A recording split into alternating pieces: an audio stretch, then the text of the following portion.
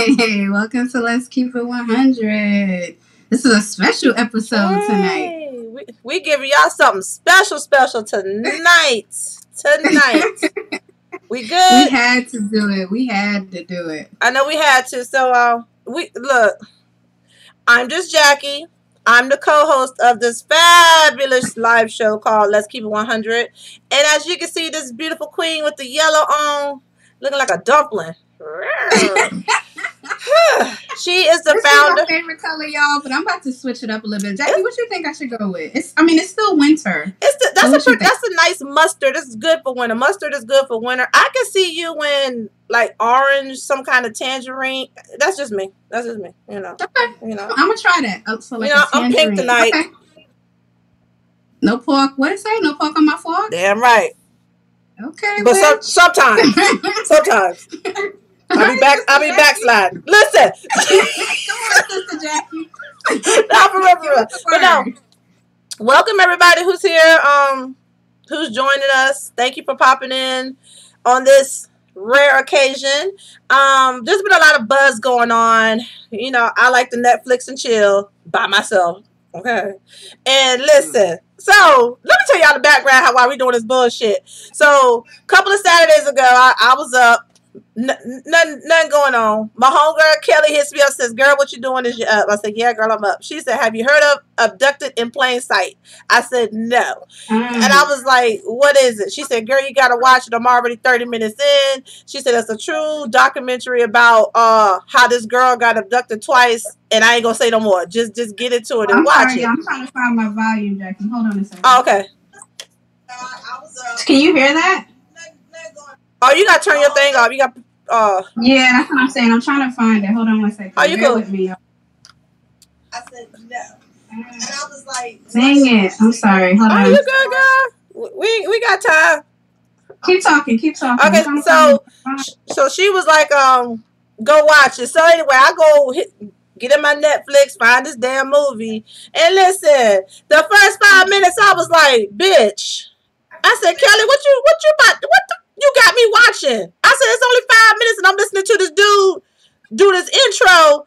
And I said, I know it's about to be on some bullshit. And so I said, "Is it worse than you?" She was like, "Girl,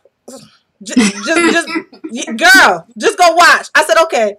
So the whole time I'm watching, I'm just texting and we going back and forth. But let me tell you something. Now this is 9 o'clock in the morning. Saturday morning. Yeah. I had to go fix me a drink in order to finish watching this damn documentary because I couldn't get through. I was just like,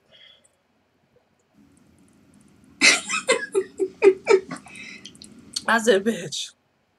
I said, that's how serious this documentary was. I was just like.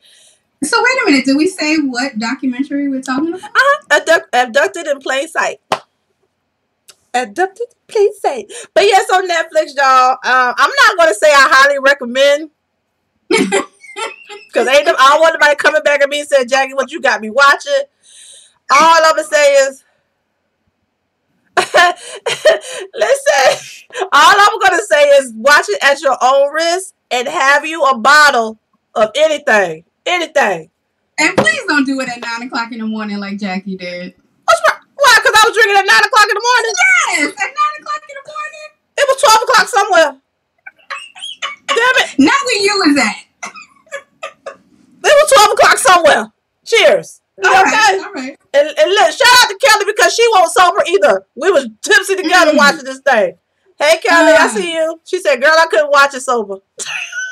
I know that's right. But anyway, so we wanted to come up here, do a special broadcast because this documentary got a lot of buzz and it's really confusing. I don't even know where to go. Listen, we just gonna jump right into it. Look, I had to put Nicole on it. I was like, "Girl, go watch this. Go watch this."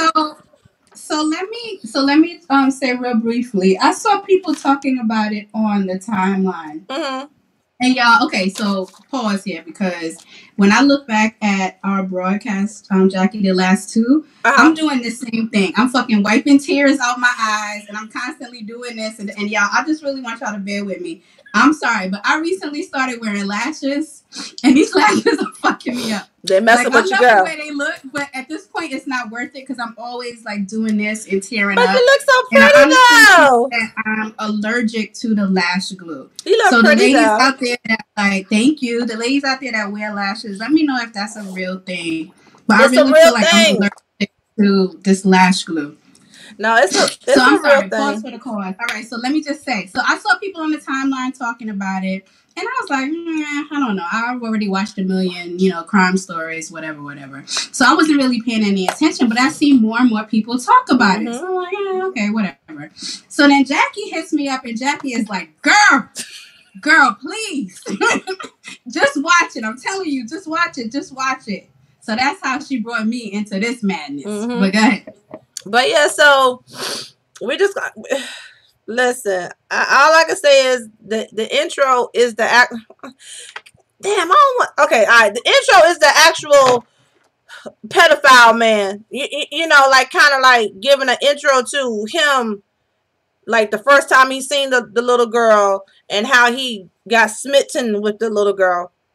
So anyway, the man is called B, right? His name is B. So basically, B is a grown ass man, and B 40-year-old. Yeah, how old was he? 40. 40-year-old man with a wife, with I want to say 3 kids of his own. I think they said 5. 5, Jesus. They said 5. Okay, so he had his own wife. He had 5 kids, and for some strange reason, B decided to befriend, and this is what we're gonna say at first, befriend, but later on, he basically infiltrated this whole entire family. So B and his family befriended what the hell is the family name? The Birchtold. No. Their name was Broberg. The Broberg family. Okay, the Broberg family. So, man, but this was the year 1972. 1972. I was gonna say 74, but I couldn't remember. See, that's why you should. 1972. The year 1972, and listen. Pause for the cause, cause I ain't good with names. What's Jan mama name? Mrs. Who? Mary Ann. Oh, you got me doing this shit. You should have been giving this background. What's up, Tech 44? Listen, so anyway, the mom comes in and she says, yeah, we met this nice family. What was it, at church or something? And you know, and they just seemed to hit it off. Everybody became best friends. Their kids was best friends with her kids and all this stuff. And she said, but we noticed that B took an extra special liking towards Jan. So here's the thing. B would come over every night, hang out with her family. Well, Mary. There's too many motherfucking B's. Why both of their last names got to be B? Mary. With Mary family. Right. The mother of Jan. But you know what caught my eye? Why is he coming over there without his family, playing with their family? Like he was spending so much time with, Mary's family and not his own family. But we all know why he was doing it. But I say this because why didn't they think it was weird? Right. Like, bring your family over and play with my kids. The adults gonna have their own adult conversations. But that's not what happened. He was playing with all the kids and whatever. So anyway, life goes on, y'all. Life goes on. And Mr. B, what do I want to say? Let me look at my goddamn notes, girl. Mr. B. So basically, I think the reason why the trust was there was because he was like, a member of their church. They said that they were Mormons. Like, he was a respected person in the community. He had a business. It was a small town. He had a business. He was a, church-going person. And he not only was he friends with the family, but he was a respected person in the community. So they felt like they trusted him. They didn't have really no reason, they felt, to not trust him. He was a family guy. He was married. He had his own children. Yeah. And I think when they're introducing it, because even the girls in the Broberg family are saying, oh yeah, he was just a nice guy. Like everybody, when we first met them, everybody matched up. They had kids. The father was even saying, oh yeah, he was a businessman. Businessman like me, yeah. This is why, we welcomed them into our family. So it started off that way. Yeah, but I think back then people really didn't know too much about pedophiles or child molesters at that time. So that's something, you know, I meant to do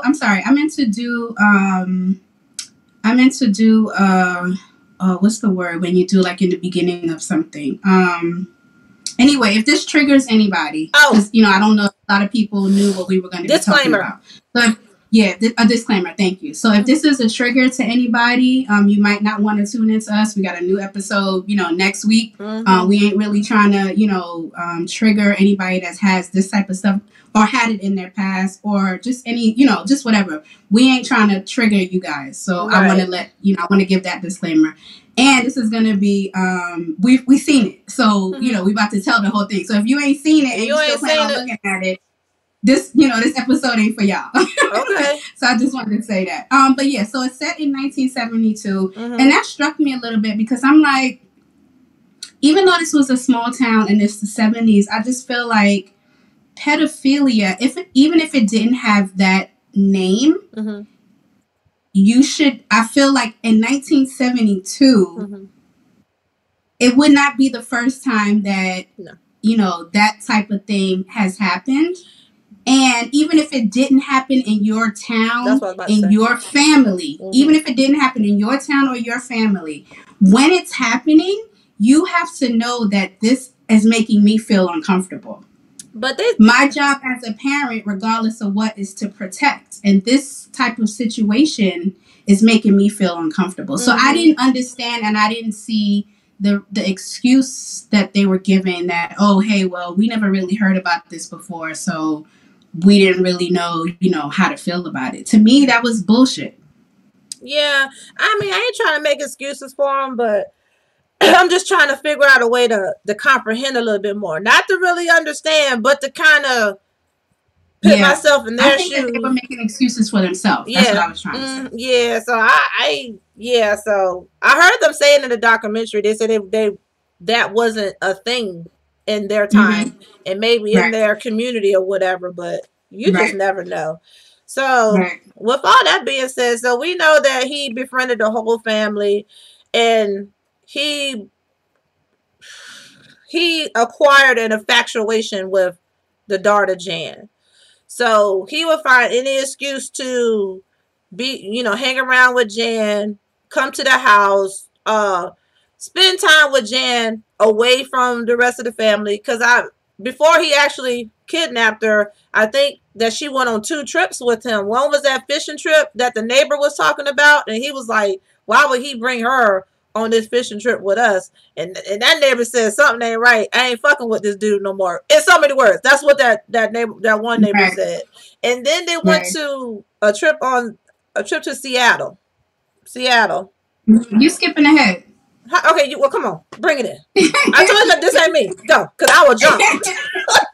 You're skipping ahead. So basically, you know, he had the trust of the family.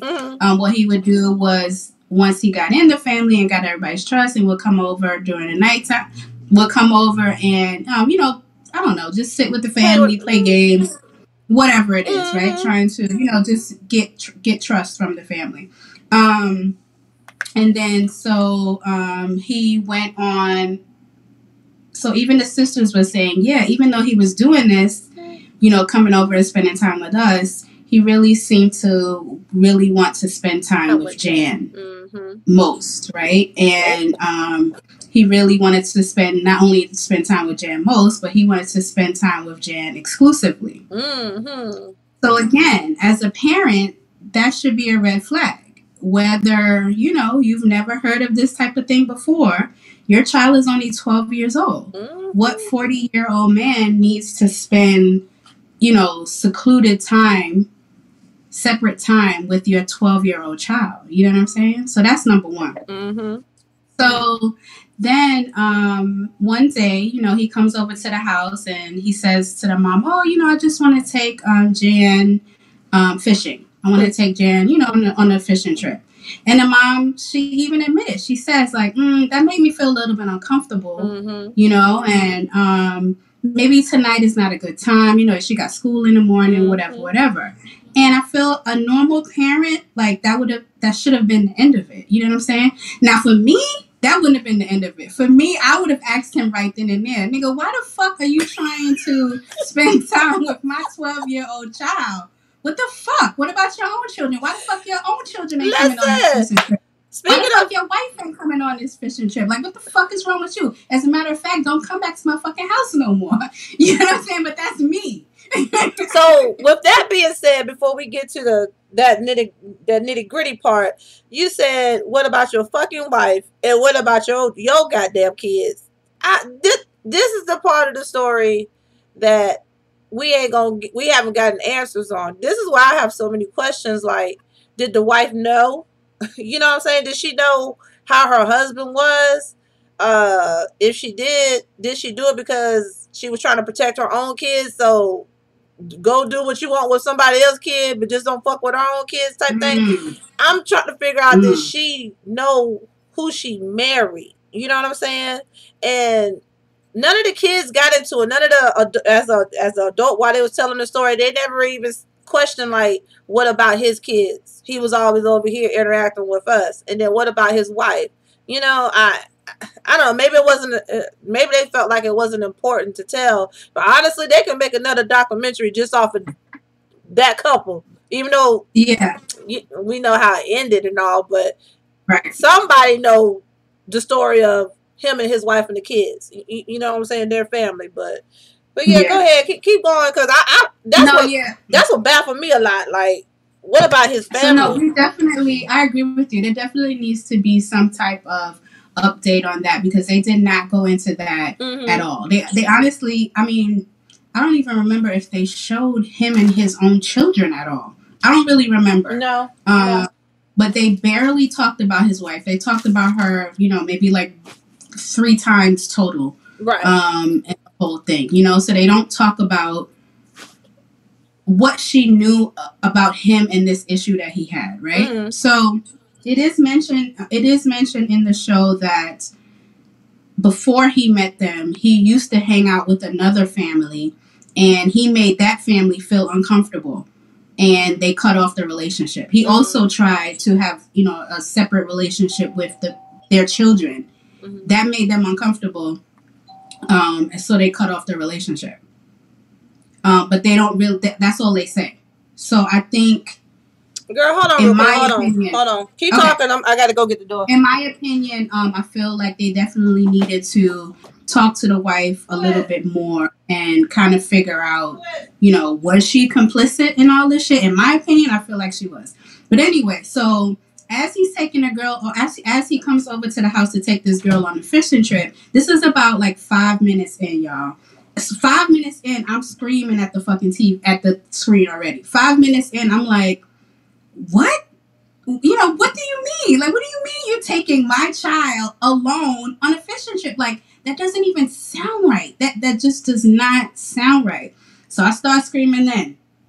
I continue to scream as she starts to say, well, just make sure you have her back by, before Bob, I think his name was Bob. Yeah. Make sure you have her back before Bob gets home. So that right there tells me that this is something that you already know that your husband is not going to be comfortable with, right? Because if you felt your husband was going to be comfortable with that, you would not have even really need to say that. You know what I'm saying? But you already kind of feel like your husband would probably not be feeling this shit if he was here. So to me, that's number 2. Like, that was another time for you to be like, you know what?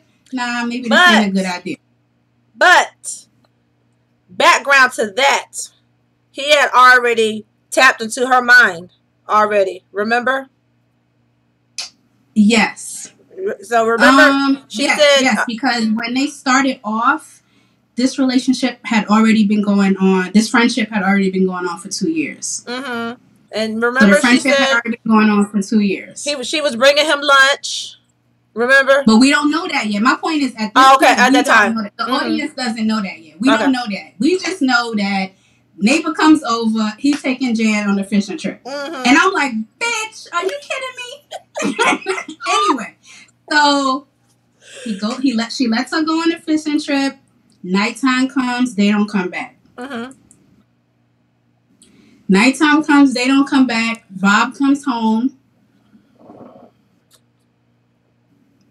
I don't even know how she got away with explaining that to her husband. That would be, I don't know. Okay, so then Bob comes home, and then, you know, the wife calls. Mm-hmm. B's wife calls and says, hey, have you heard from them or whatever? And she's like, nah. And the wife says, okay, well, you know, mm-hmm. don't call the cops or whatever. You know, maybe something happened. Maybe they got a flat tire mm-hmm. or some shit. You know, mm-hmm. don't make a big deal out of it. He'll be back. He'll be back. Bitch, what? My children don't come in 5 minutes after curfew. I'm like, and see, that's the thing with me. I'm such a fucking worry wart. So it's like when my kids be like late on some shit or they don't come in when they told me they was going to come in. It's not, to me, I'm not even like, oh, they wilding, they trying to get away with their curfew. I'm just like, oh, God, somebody done kidnapped them. Oh, God, they sitting on the side of the road. Oh, God, what am I going to do? I don't know where they at. I got to go. You know what I mean? You can't even call the cops for 24 hours. 24 like, hours. I'm freaking out. So I don't know what the fuck was wrong with that mother. Like, I feel like she was just too calm and lackadaisical, and it just didn't make sense. It didn't make sense. So that night goes by. Do you think it was a different time? 1972. I don't care if it's. I mean, you okay? Jackie, you don't remember back in the day when they said they used to be able to sleep with their doors unlocked and shit? Yes, I understand that, and I would be fine with that if my child was upstairs in her bed. But I'm just saying, I don't care if it's 1872. My child is missing. I feel you, but I'm just trying to understand where these people were coming from, because they was already super duper comfortable with this guy, so they just wanted to give him the benefit of the doubt, and as they continue to give him the benefit of the doubt, how many days went past? So the night passes, she wakes up the next morning, baby's still gone. They worry, but she don't do nothing. She don't call nobody. She don't want to make a fuss. Next day passes, baby's still gone. With some grown-ass 40-year-old man.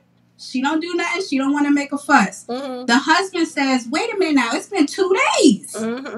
We need to call somebody. Like, this shit ain't normal. Even if she was like, oh, I don't believe that he would do anything.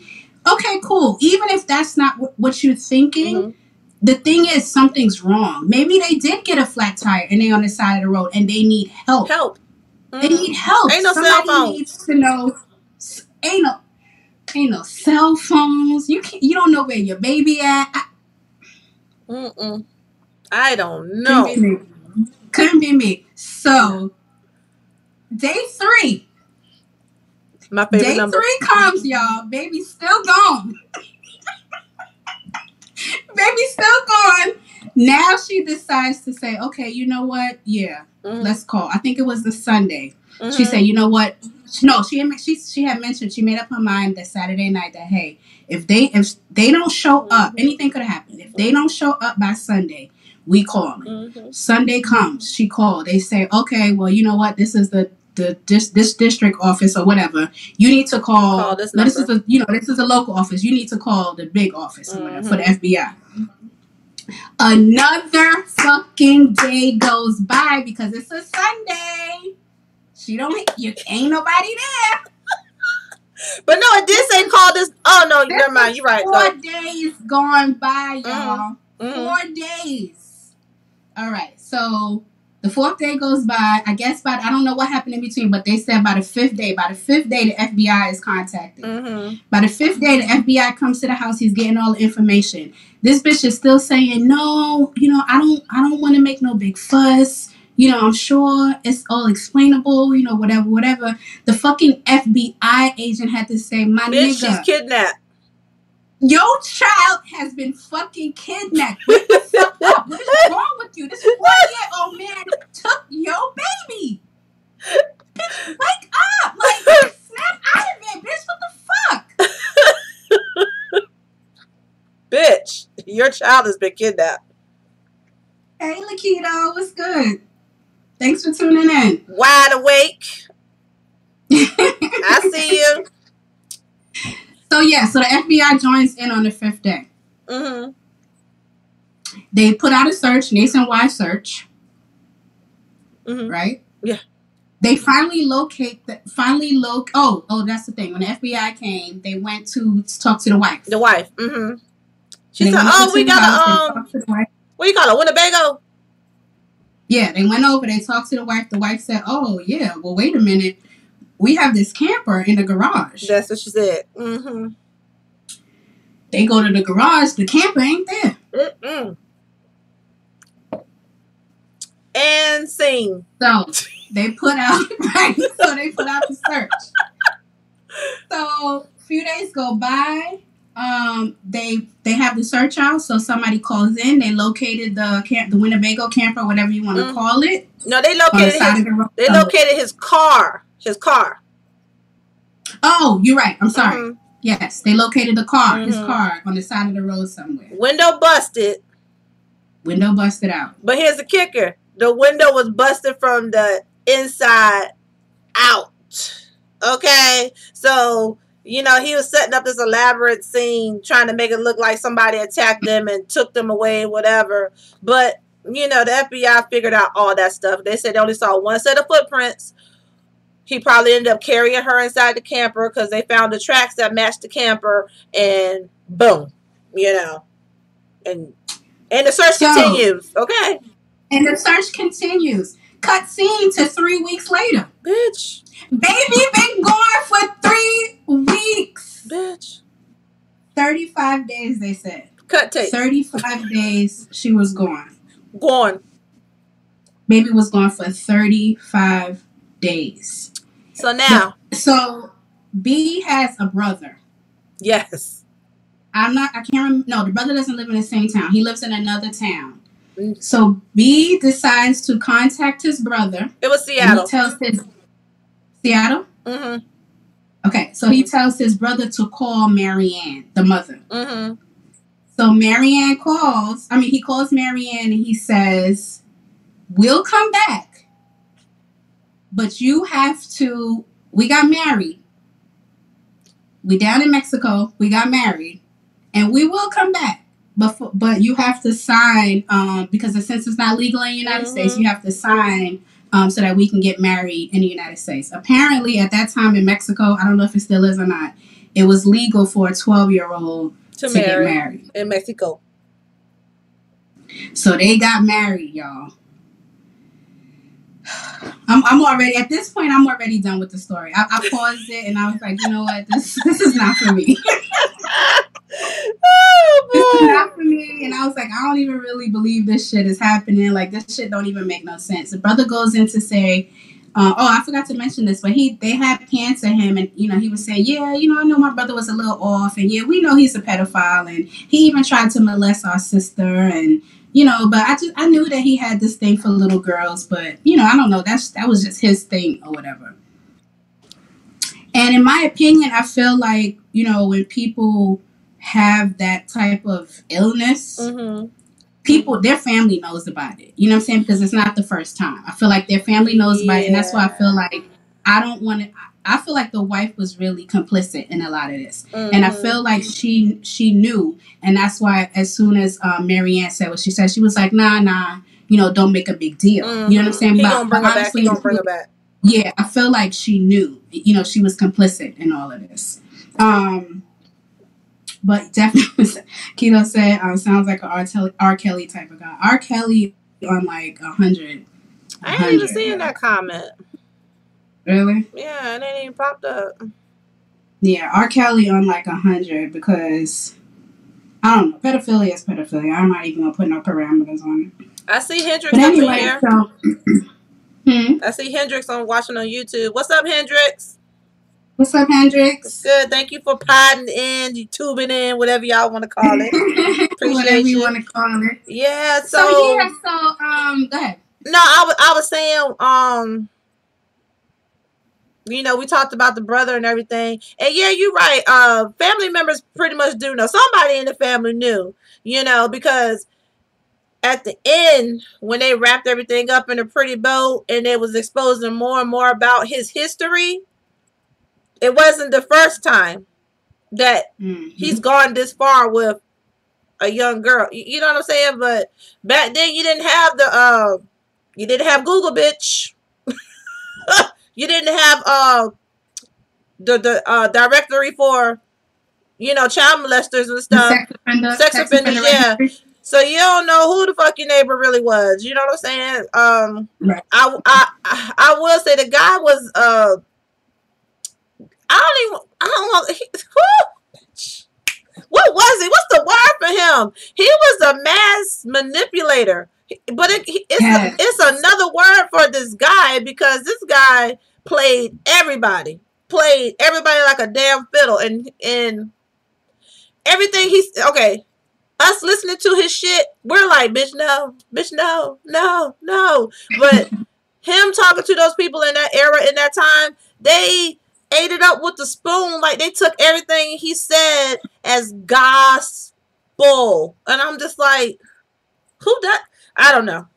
Some of the shit so just... wait a minute, because I skipped over a whole... Girl, we gotta... Okay, so we talked about the kidnapping, and she was gone for 35 days. Let's talk about what these two motherfuckers was doing in these 35 days. I can't believe I forgot about that whole part. But go ahead. No, we good. You good, because, you know, boom, 35 days. So what happened to Jan within these 35 days, right? So... Anyway, long story short, he picked her up from her piano practice. Off on the road they go. He gives her these vitamins, right? Next thing, this is Jan telling this part of the story. Next thing she knows, she don't remember to drive. She don't remember no horse farm. Bitch, she never went to the horse farm. That's why. Next thing she knows, she says she wakes up in a bed and she starts hearing this weird noise, and something's talking to her, all staticky and all shit. Right. Y'all, this is where y'all thought the first half was crazy. Bitch, this is where you think you smoking weed and you on a trip. You ready? This bitch thought she was talking to aliens. She was convinced by this recording. Girl. She said she was told... She was 12, Jackie. She was 12. Okay, yeah. Okay. Y'all. She was 12. Okay, so this 12-year-old waking up in the middle of a strange place, you know, feeling all wonky and shit, hears this recording, and it sounds like Charlie Brown's teacher. Wah, wah, wah, wah, wah, wah, wah. Okay? So, but it's telling her, hey, you're not human. You're only half human. You're half alien. You're half human. So is your sister. So is your mate. But whatever. We're going to keep going. So she was given a mission.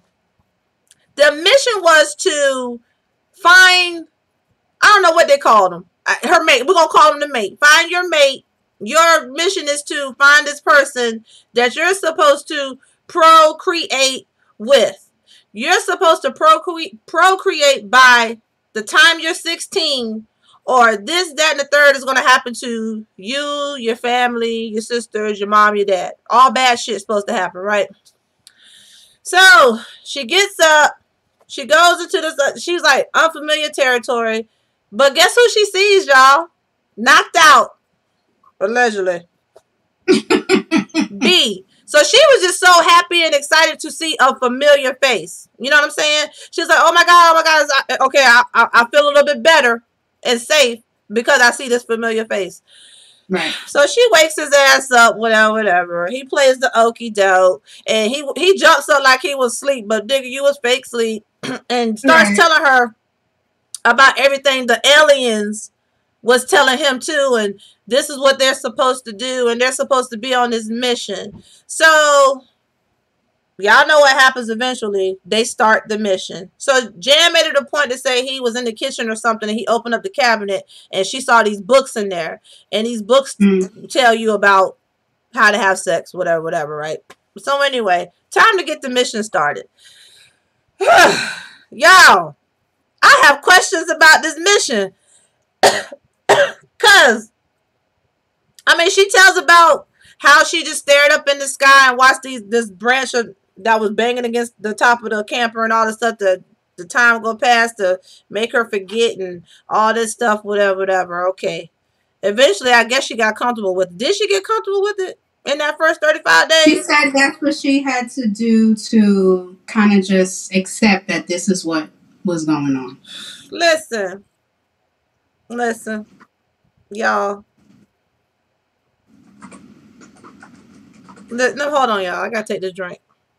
So while you taking a drink, let's do a pause for the cause, because I cannot believe that I have completely forgot about the most egregious part. One of the most egregious parts of this whole fucking story. What is it? I can't believe I forgot about that, but my subconscious probably put that shit out of my mind because I was so fucking disgusted that this shit happened. What was so it? That's probably why I forgot. But let's rewind. So as we said, this is a 2-year friendship relationship that he has formed with this family, with the parents, before this kidnapping happens. So in that 2 years, you about to get it. Hold on. You about to get into the okay. You about to get into it, right? Into the shits. Okay, so let me say this real quick, y'all. If it seems like we jumping around, it's because really this documentary jumps around, because it actually goes into the first kidnapping, her 35 days. Then when she gets home, then it starts telling about the background what he did with these two spouses. Remember that? Oh, really? Yeah. Because I thought that they started to talk about they got married in Mexico, and then, she was making her family miserable, and then, she didn't want to be around the father no more. That's when she came back from the first kidnapping, because, remember, they came back, he went to jail, right? When she saw him in jail, he paid one of those Mexican people to get in communication with her. So they brought her to where he was. And he told her, hey, they're going to ask you a bunch of questions. This is what you need to tell them. You tell them that basically it was a misunderstanding. Don't say nothing about the aliens. Don't say nothing about the mission, because if you do, they're going to kill your parents, blah, blah, blah, blah, blah, blah. Then he already killed her. He already killed her father in her eyes by this time. Because remember when she came home, she came up to the mom, but then she kind of looked at the daddy like, didn't give him no hug, no nothing, or whatever. Right. Then this is when the mama starts talking about how their shit started. And then the mama told her little part. Then it jumped to the daddy. Then the daddy told his shits. You remember that?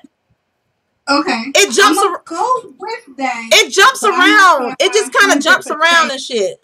Agree with that. Yeah. Mm-hmm. So, all right. So one of the reasons why the father B was able to do a lot of the things that he was doing, like I said, in my opinion, I feel like the parents were, I realized after I watched it that what they were doing, because they're telling the story, but what they're trying to do is make themselves look as innocent as possible after the fact. Right after, because they're reiterating the story now. They're telling us the story, and so I realized that they're trying to make themselves look as innocent as possible in all of this. So of course they're gonna say, "Oh, we didn't know." Of course they're gonna say, "Oh, we trusted him. We were naive. We were this. We were that." But come to find out, the mother starts talking about B and talking about how charming he was, and how much of a nice guy he was, and how charismatic he was, and how different he was from her husband, and how she had been married, for 10 years or whatever it was. And, maybe the spice, the feeling wasn't there no more in their marriage. He made me feel special. Yeah, so, you can understand how, a man gives you some attention, and, you start to feel things inside. You know what I'm saying? They make you feel some type of way. So come to find out, the mom starts, he calls the mom, while he's at work and whatever. He said, hey, I'm hungry. I can't get out the office right now. Come bring me a sandwich. So she, likes him. So she brings him a sandwich, and things progress from there. They go on some type of church trip. They kiss. Innocent enough, but she remembered that. She remembered how it made her feel. Now she's starting to see him in a different light. Come to find out, she starts to have a sexual relationship with B. After the baby come back from the first kidnapping, y'all. Please say that. So I want somebody, so anybody that is watching that has seen this before, I want you guys to verify that, because I'm remembering it differently. I'm remembering that happened in between the 2 years before the kidnapping, the affair with the mother. Okay, That's how I remember. I could be wrong. Listen. But if anybody else has watched it, please let us know. I'm gonna refresh your memory. Came home from. Okay, so this instance you're talking about was. It wasn't innocent, but it was innocent because they didn't have no sex. Like she said, they just kissed and kept it moving. Okay, so now baby girl done been kidnapped, done came home. Now remember, she got a call from B. And B said, B was telling the mama he loved her. She said, so why did you marry Jan? And he was like, well, meet me and I'll tell you all about it. What the dumb bitch do? She met him and he told her all about it with that dick in the puss. You know what I'm saying? They ended up having sex. That's when they ended up having sex for the first time. Remember? Okay. Because she said she stayed too long and one thing led to another and they ended up having full-blown sex. And that's when the real affair started, which lasted 8 months. Then in between time, Daddy done told his little freak ass story. Remember? Right, because at that time Dad didn't know yet that the wife had done this. But who called hubby? At that time, Dad didn't know that the wife was having an affair with B. So, and the wife didn't know. But here's the cold part though. All the wife did at first was kiss B. Daddy had already been stroking Long John Silver. Yeah, but we ain't get that yet. Okay, yet. So this was another part in it where I had to pause and I had to get up, get a drink, come back, and realize what I had just heard. So the mom's having an affair. Nobody really knows that just yet. B comes to the dad. And he says, hey, he says, here's the nasty part about this whole shit too. It's been this happened in the 70s. So it's been however many years later and all of this stuff has happened and probably things that, they know that that has not been revealed. So it's probably more shit. And when they talk about this man, they talk about him with a fucking sparkle in their eyes. And I'm talking about the parents. Yes! The mother talks about him and she's just like, I don't understand how he made me feel. I never felt this way before. And he was just so charismatic. And, he was just so different from my husband. And, I will admit, I was in love with him. Yeah, and bitch, I said, bitch, you still in love with him. You got to still be in love with this man after all of this shit has happened, all of this shit that he put your daughter through, all the shit that he put your family through, and you still in here talking about that's just a feeling that I'll never forget. Okay. Anyway, so she talks about him that way, and so does the father. So the father starts talking about him, and the father's like, "Oh yeah, he's a great guy. He had this wonderful smile and, he was such a this and he was such a that. And, he and I became really good friends. And, he came to my job and he told me that he couldn't stand his wife. I can't stand my wife. And, we just don't have a good sex life. And, do you have time to take a drive? So they take a drive and they get to a spot. They park up. And he says, I'm just so sexually frustrated. I'm just so sexually frustrated and I need relief. Let me tell you something. I'll say this. He had to have gotten some type of sign that would work. Because a man does not just approach a man like that out the blue. No. Like, because you can get, some men have, however they feel about homosexuals, and that's enough for them to hurt you, kill you, whatever. And I think most men know that. Even in the 70s, I feel like most men would know that. Yeah. So you have to have some type of sign that homeboy was going to be down with this for you to even approach him like this. So he says, I'm just sexually frustrated. I need some relief. Can you help me out? And this dude says, yeah, I did the most horrible thing I could have done in my entire marriage. And I did. I relieved him, with masturbation. And I'm like, what? What are you talking about? What do you So you're gay. Listen. I need to know. Okay, y'all. I ain't trying to be funny, yo. Listen. What part of... Okay, listen. If I was Bob, I would have been like, sir, you have 2 hands. You can't take care of yourself. That's... And then, like you said, Nicole, what kind of vibe did Bob give off for him to even think that Bob would be cool with this? I'm like, are you saying that y'all were that close of homeboys that you said, this my nigga, he got my back, 100 grand. I know if I ask him to jack me off, he'll do it. I'm just trying to figure this one out. But you... I ain't got no friends like that. I'm sorry. Listen, I'm gonna keep it a buck. My girls ain't I wish I had a bitch to call and say, girl, I'm frustrated. Can you come eat my pussy? No strings, bitch. This nigga tripping. This nigga tripping, y'all. I'm frustrated, bitch. Come help me out. No, let me start lying. I wish I did have a But I'm just saying, I don't know where else to go. I'm confused, discombobulated, because I don't even have nobody on Rolodex to say, can you come relieve my pressure? Can you come? Not no friend. Yeah, I don't have no friends that I can call to say, girl, can you relieve my pressure? I'm just trying to figure this out. That'd be the end of the friendship. Hendrick said, I don't want friends like that. I know that's right, Hendrix. We don't want no friends like that.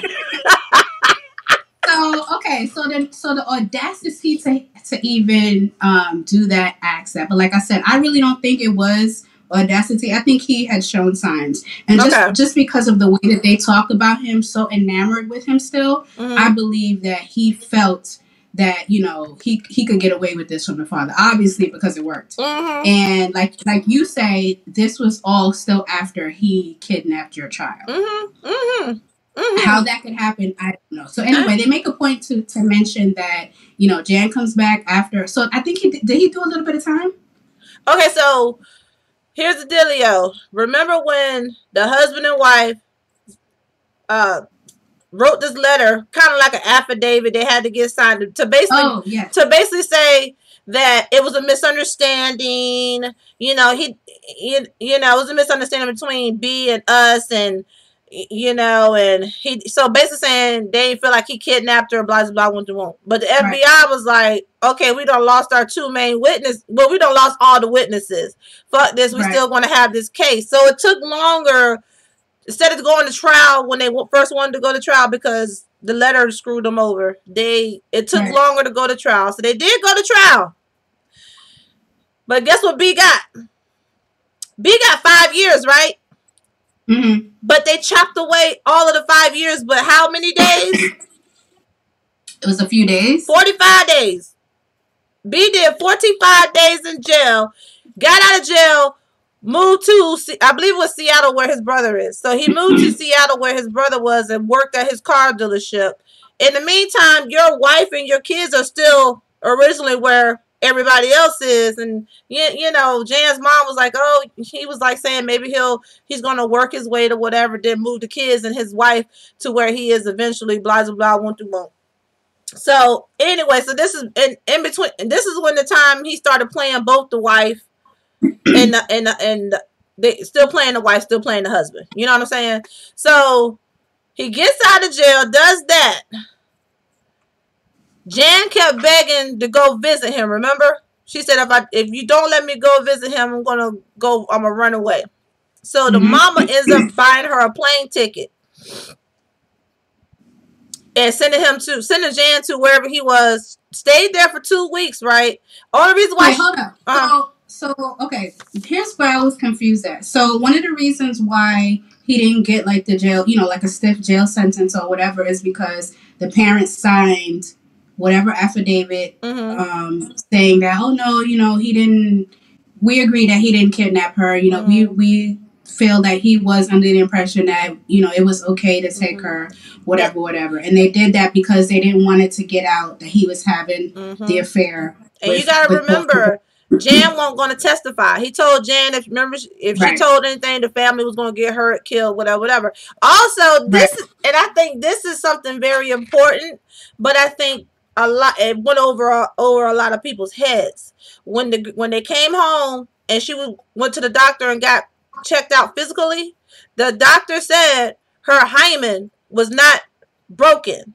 So I believe in everybody's mind, he didn't rape her. He didn't touch her in any appropriate way. But actually, he did. But I don't know I don't know what the fuck they was doing. He didn't break the hymen, though. Well, so here's the thing. If you remember when Jan was recalling and she was telling about when she was at the camper or whatever, she was saying that he made it a point to not put it all the way in. Put it all the way in. Like, it would just be like the tip or like an inch or whatever.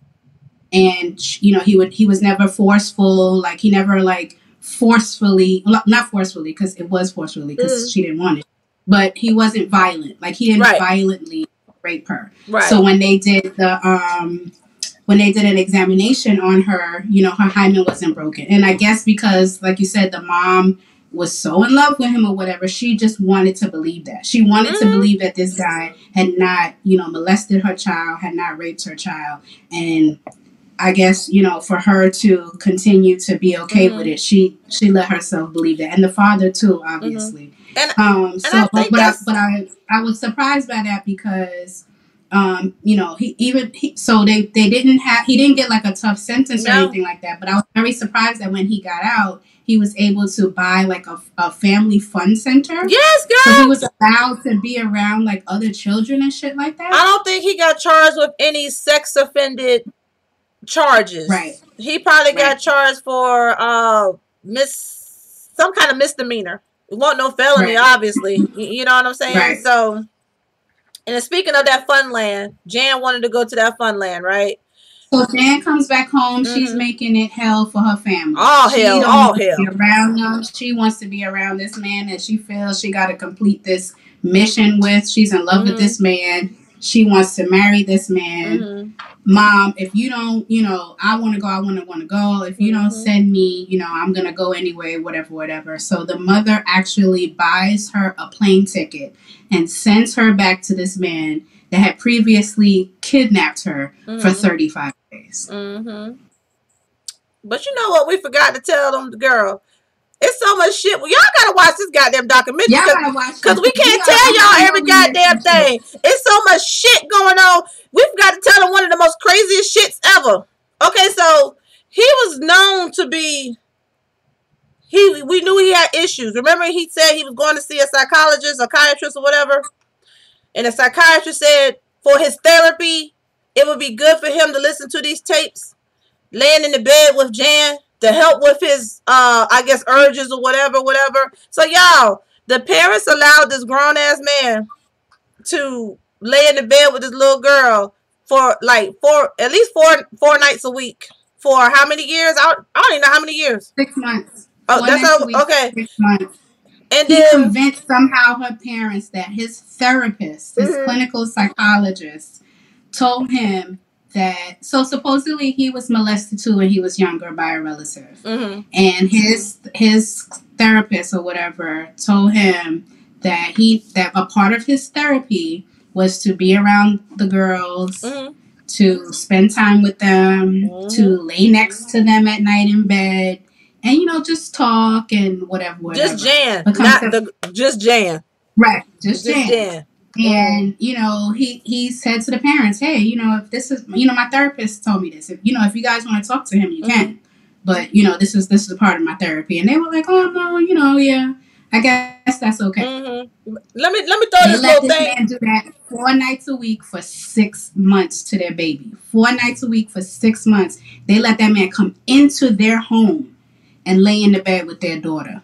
But check this out, though. Later on in the documentary, they told us that he was giving her those pills in the bed, too. So she was knocked the fuck out in the bed. And come to find out, he was following her while she was knocked out in the bed, sleep, all this time. But let's talk about this. Let's talk about this therapist real quick, y'all. Come to find out, the motherfucking therapist lost his motherfucking license. He wasn't even legit. There wasn't no fucking therapist. Ain't no therapist gonna order no girl, like that. The FBI said the nigga wasn't even legit. He wasn't even legit. He had no license no more, no nothing. I wonder why he had no license. Up here telling these grown ass men to go lay in the bed with the kids. Listen, Jackie, would the FBI have to tell you that was a crock of shit? The FBI wouldn't have to tell me that, girl. So I say all this to say, the dumbest or the most naive parents, or I just don't know. I just don't. Y'all don't understand. Y'all be careful of these goddamn armchair therapists, and I'm gonna leave it at that. Bitch. Okay. You got to be careful. Damn therapist. I'll let you slide if you call yourself a life coach. I need licenses. Licenses. Not for no shit like that, though. Not for no shit like that. Like that. Nah. That shit crazy. And even, here's the thing, even if he was like a real, had all of the certifications and the licenses and all that shit, if that's what he's ordering for my therapy, I'm sorry. I don't want that shit. I need a second opinion. Somebody got to give me a second opinion, because that shit don't even make no sense. But anyway, so we've been up here for a while, so let's fast forward. Yeah. So goes back to, okay, so the mom sends her to the camp. For 2 weeks or whatever, and the 2 weeks go by and she doesn't come back. Right? No. The 2 weeks go by, she doesn't come back. Go ahead. Oh yeah, you're right. 2 weeks go by, she hasn't came back yet. But then the mama calls the brother. Yes. And the brother ends up putting her on the plane and sending her back to, I forgot where, but the mom ends up picking her up from there. So she goes home. Then when she goes back home this time, she's still on her shit. She's still not herself. She's cut herself off from the family. She's short. She's agitated. She got an attitude with everybody in the world. Mom, I love him. I want to marry B. He loves me. I love him. We want to get married. We want to have kids. Blah, blah, blah, with the womb.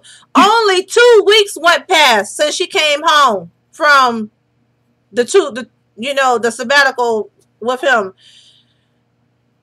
And gone again. Girl got kidnapped again. Gone again. They wake up in the morning. Supposedly, yeah, they wake up in the morning and they go to her room or something like that. They call for her or something like that. And she wasn't there. She's not in the room. All they saw was the note that she left. And it do sound like B wrote that note, though. Come to find out, B was at the motherfucking window waiting for her to climb out the window to take her to wherever the fuck he took her. Listen, the only good goddamn thing B did was kept the girl in school. How about that one? That's it. Come to find, okay, so you skipping. So then she gets kidnapped for a second time. It's not funny, but it's funny, y'all. I'm sorry. It's not funny. She gets kidnapped for a second time. The parents, they don't talk to her for a while. B's calling and he's saying, have you guys heard anything? Where is she? I haven't talked to her, either. And, I'm just as worried, yada, yada, yada. Some time goes by and then he's calling and he's talking to the mom now. He's calling and he's saying, oh yeah, I talked to Jan today. She's okay, but, he was like, no, I haven't seen her, but she called me. Yeah, she's okay.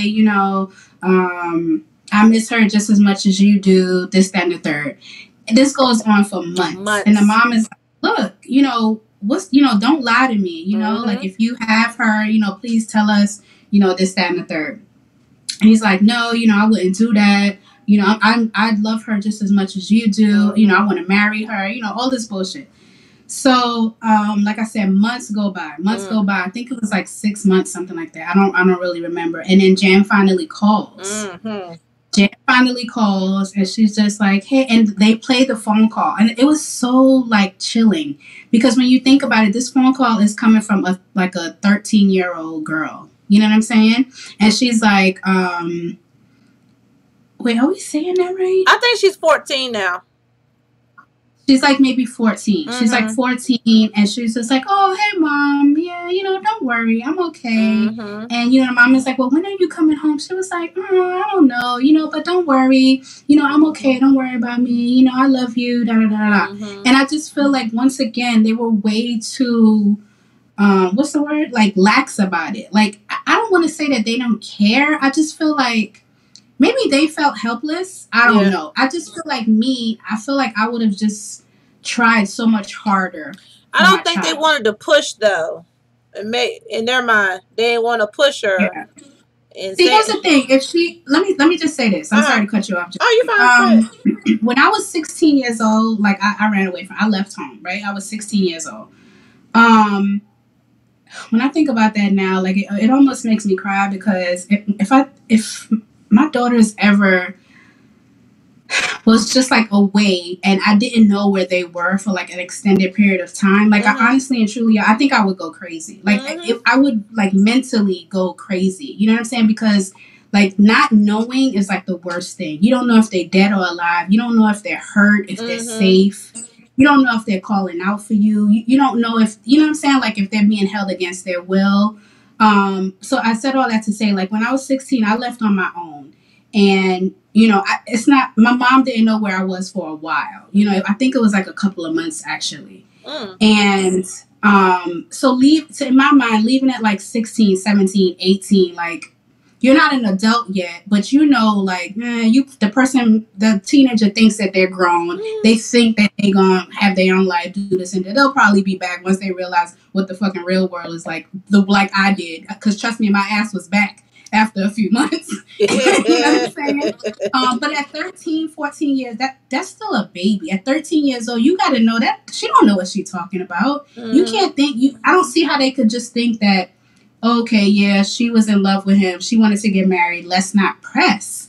Like, to me, that kind of just, I understand what you're saying, but to me, it just doesn't feel right. It doesn't make sense. You know what I'm saying?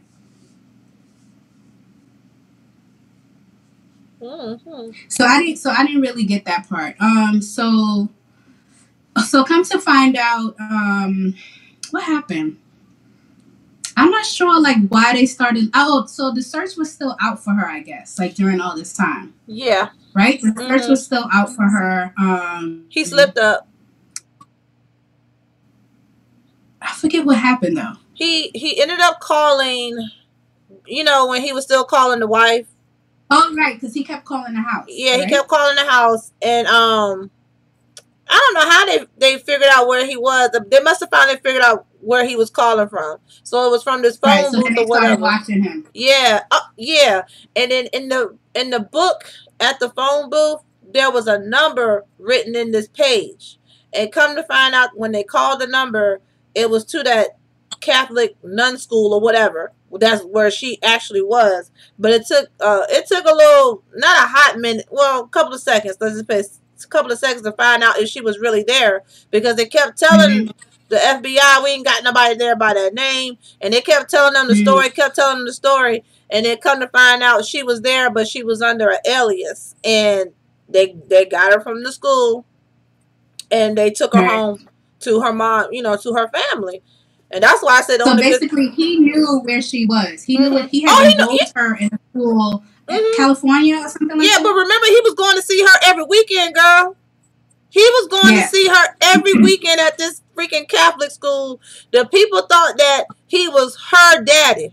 So he told them that he was some type of like an agent FBI, or something, CIA agent or some shit like that, and so nobody could know, who she was and why she was there. So, yep. Oh God, it was that man had a story for every damn thing. I'm just like, that nigga good. Nigga good. I mean, it was for a bad reason, but he really was a master manipulator. No, but I'm saying the way he thought, the nigga was good. Yeah. He had a story for everything. And he thought about stuff like 10 steps ahead. Yes. Like, who would think to put her in a school, like a Catholic not just a school, but it was like a I don't know. You know how they like I forget what it's called, like a monastery or some type of thing. But it was like it was for nuns or something, wasn't it? Yeah. Okay, yeah, I think it's called a monastery. Something. Yeah, like that. Yeah, you're right. But here's the cold part, though. You're right. not even just the fact that he put her in that religious school, just the fact that he put her in school, period. Who would have thought to look for a kidnapped kid in school? and a religious one at that. That just goes to show you how, and like one of the people said, I can't remember who said it, but basically when he met Jan, like nothing else mattered. His only goal, every single thing that he did, every single step that he took, every single plan that he made was for him to have Jan and get Jan.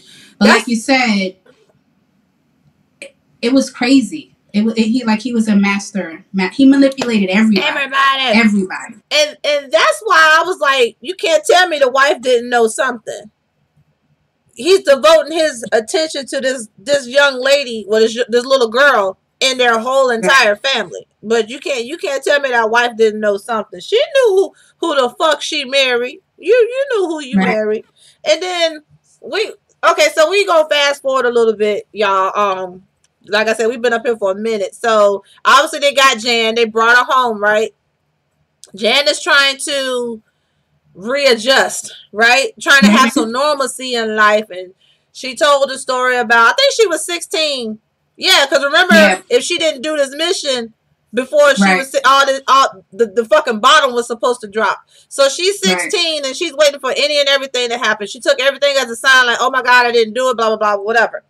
So she said she went to some kind of camp or something for the summer, and the boy bought her ice cream, and she was just happy, and she felt some type of way, like a special some type of way. And then she felt guilty for feeling happy. You know what I'm saying? So she called home. The mom said the dogs were sick. So then she started freaking out. She thought the dogs were sick because she didn't complete the mission and shit. Mom talked to mom again. The dogs is fine. She called her sister or something about her sister. And her sister's fine because, the sister was supposed to die. Daddy's So she was like, is this real? Were the aliens real? And then she was like, oh, I'm just playing. I'm not going against you guys or whatever. But then she finally confided in her sister, if I'm not mistaken, and told her sister the dealio about this mission. And by the time she was 16, and if she couldn't do it, the sister was supposed to do it. So the sister was like, you got to tell mom and dad. You got to tell mom and dad. So she finally told mom and dad about this and that and the third. So mom and dad can understand why she was kind of like rebellious and saying, I got to go be with B. I love B. We got to, I want to have his baby. Because in her mind, she's still, y'all got to remember this whole time between 12 and 16, she's just all stuck on this mission. She's thinking, I got to do this mission or the ones I love the most are going to die. I got to stay focused on this mission and completely shut my dad out, the rest of my family out, or they're going to die. You know what I'm saying? So, but goddamn, what part of, I'm just thinking as me, I would have been shared that shit with somebody, and somebody would have been told me, bitch, you crazy. No, don't tell me I'm crazy. Don't tell me I'm crazy. Like, baby, no, baby, no. That's what they would have said. No, baby. That's what my friend Tisha said. She said, you know what, at 12, yeah, maybe, but at 16, how are you still believing in aliens and, thinking if you don't do something, like the world is going to crumble and this, that, and the third. Like, I think, but then again, I would like to say that when traumatic things happen to people, I think that sometimes they kind of create like a different, like an alternate reality for themselves to kind of take away from like the real shit that they're going through. So, looking back, that could be why she kind of held on to that and believed it. And because she thought her family was going to die. She thought her family was going to die. I mean, I wholeheartedly get that part, but I'm surprised she held it for 4 years and didn't share it with not one single soul. Right. But like she really thought got back and started going back to school. And like, no time did you think to. Anyway, so we're gonna let's start to wrap it up. But you guys still have to. We have exposed a lot, but you still need to watch because there's a lot of things I realized that we haven't. We didn't listen. We didn't talk about when they almost got the father and the mother almost got divorced. Yeah, we didn't even tell that part. Leave it, girl. Let them watch it, girl. Let them watch it. We didn't talk about what happened to his business, his floral business. No, Listen, when I tell y'all, we gave y'all a lot, but we really only scratched the surface of this shit. Yeah. Okay? Y'all need to go watch for yourselves, and y'all gonna have so many questions. There could be another dialogue down the damn road. Yeah. But y'all need to go watch for yourselves. And the only thing I'm going to say, and we're going to close it up and wrap it up with a nice little bow. Fast forward to everybody's grown as fuck. They talking about this book, right? We didn't even tell y'all when she met the nigga again. Now listen, she ain't meet him. She was forced to see him again as a grown woman. And he was an older ass old man. But I ain't gonna go all up in the detail about that. When Jan closed out this motherfucking documentary, this young woman says she think about him every day. Why? That bothers me. Because let's just say Jan's 40. I don't know. What was this, like 70? She older than that. Cause I'm 44. She's in her 50s. Yeah, right? She gotta be in her 50s, going on 60. But she look good, didn't she? She look good. Okay, for a Caucasian. So anyway, listen. I was like, that bothered me, because we know what he did. But at some point in her mind, she fell in love with him. I get all that. Why are you gonna think about this guy every day? I want you to get to a point where you say, oh shit, I didn't think about B today. And how long has it's been 3 months since I thought you know how your life goes on, and next thing you know, damn, you can't. It's been so long you can't even remember the last time you thought about B. But this woman says she think about him every day. Why? You know what was chilling to that about that for me? She didn't say it like, this still traumatizes me to this day, and I think about that trauma every day, and it still affects me every day. She said it like, I miss. Know. She said like she misses him. She almost said it like she missed him, and that was very chilling and very uncomfortable. Yeah, I was like, girl, every day you miss him. Anyway, y'all, so this is one of the craziest stories I have ever. And you know what, Jackie? I was about maybe 30 minutes in. Up until like 30 minutes in, I was like, nah, this can't be real. Like, this is not a real story. You know what I'm saying? Like, this is just too crazy. These parents are way too naive. It's just too much. Excuse me. It wasn't until they started showing like the newspaper clippings from the trial. And I was like, oh shit, like this is real. This really happened. Like, that's how crazy this story is, y'all. I could not believe it. I thought that this shit was not true. Can't make this shit up, y'all. Can't make this shit up. You can't. But anyway, it's called Abducted in Plain Sight on Netflix. And then if y'all got anything, any of the documentaries y'all recommend us to check out, so we can chop it up and on another live later on in the future. Hey, y'all see our handles on the screen. I'm _just_Jackie, Instagram and Twitter.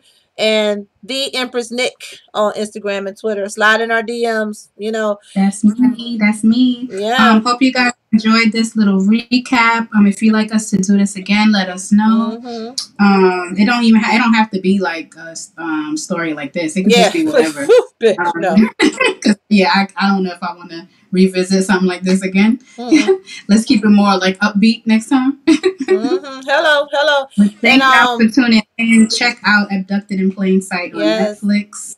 And then tweet us with your comments on this shit. I don't know. Tweet us the comments. And if you missed the live show from Friday, go check it out. We had awesome guests. We got the Draws podcast. It was a good ass time. It was a long session, but it was a good ass session. So y'all go check it out. And whoever watched, whoever retweeted, thank you. We appreciate the views and everything. And y'all, we gonna be back next Friday. We bi-weekly, goddammit, but we've been pushing. We have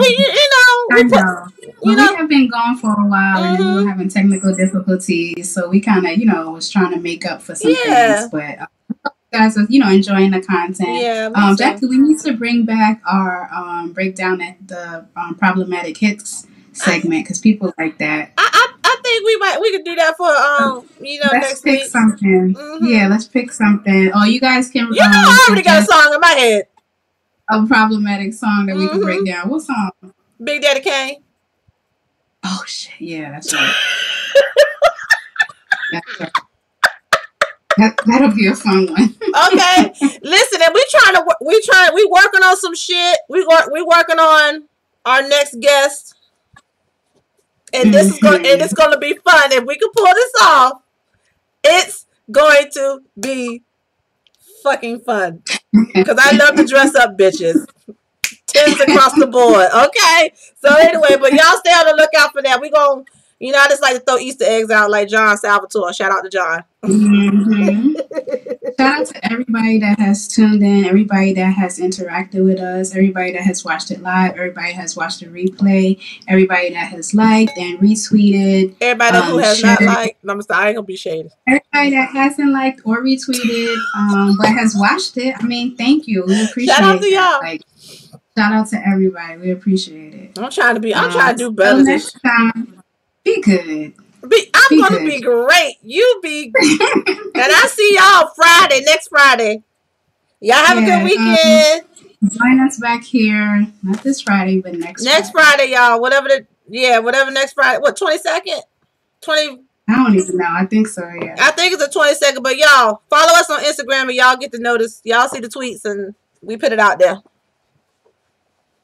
Love you guys. Peace. Peace.